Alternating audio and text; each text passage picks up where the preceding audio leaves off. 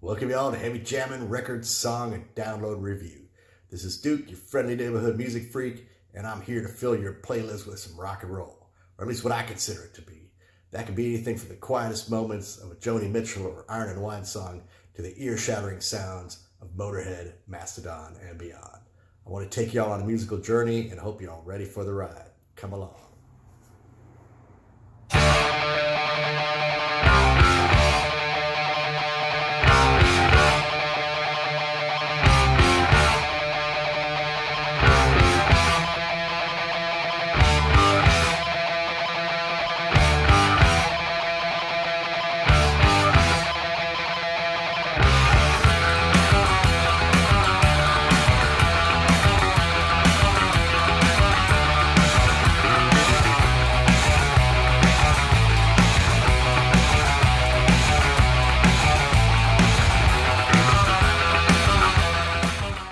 I wanted to talk a little about a live video I found of Iron Maiden from the Rainbow in London early in their career.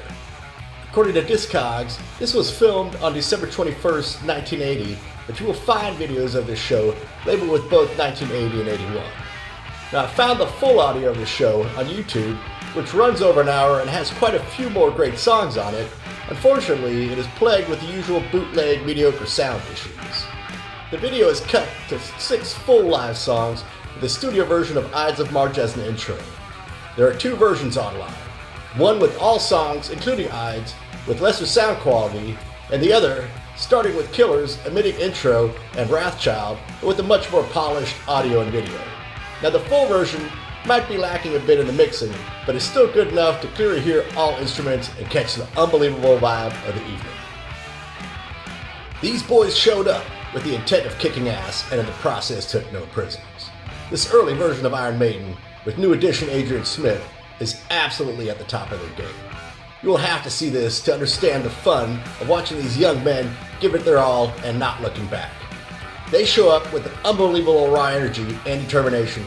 I can't imagine anyone leaving the venue that night not being a fan, even if metal was not their thing. After the intro, the band immediately kicks it into high gear with Wrathchild. Steve Harris leads the way with one of the greatest bass lines ever, setting the pace and energy for what is to come. This is one of my all-time favorite Maiden songs, and I've never heard it as rocking as on here.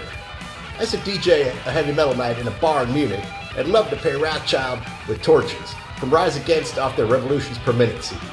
Rise Against often reminds me of early Maiden. I remember playing Torches one night and following it up with either Wrathchild or Drifter. This younger friend of mine was sitting at the bar and asked me who the follow-up band was.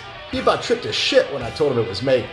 If you know someone who is into Rise Against, give it a try sometime. Play Torches and follow it up with Wrathchild and see if they can even tell the difference in decades of both recordings. It's fucking timeless, man. You know, Steve Harris absolutely disavows any connection between punk and Iron Maiden. But you can't help but being affected and influenced by the times. And they started in a punk heyday. Likewise, any punk would completely swear off ever being influenced by Maiden. To me, both are rock and roll, so why not pull from one another? Next, Maiden lead into Killers, with Harris's bass and Di'Anno's screams building up tension until Dave Murray and Adrian Smith tear in full force with their guitars, while Clive Burr sets a frenetic beat. This is bare bones, kick-ass metal at its best.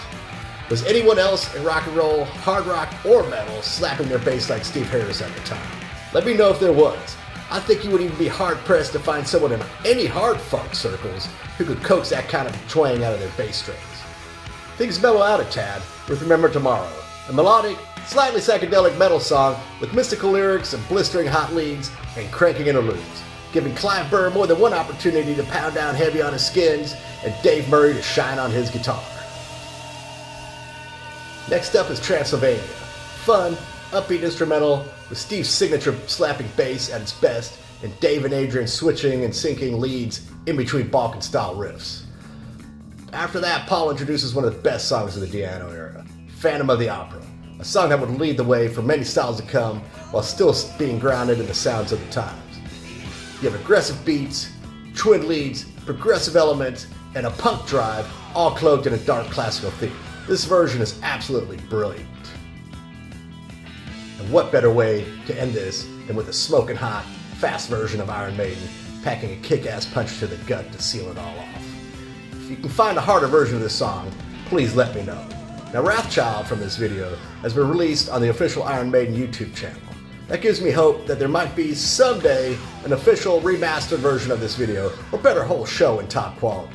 That would definitely be worth the purchase. All in all, it doesn't really get much better than this.